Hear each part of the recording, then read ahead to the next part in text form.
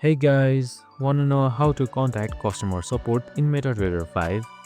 Well, no worries. In this video, I'm going to show you an easy step-by-step guide on how to do it. It's super simple, so let's get straight to it. Now first up, simply open up your MetaTrader application, and on the top left right here, you can see this hamburger icon.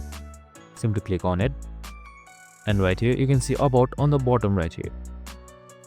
Select About, and right here you can see Contact Developer. Press on it, and after you've done that, you should fill in your credentials.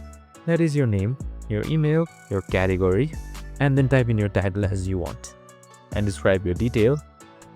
And after that is done, just simply agree to the privacy policy and then select send. And once you've done that, here you go.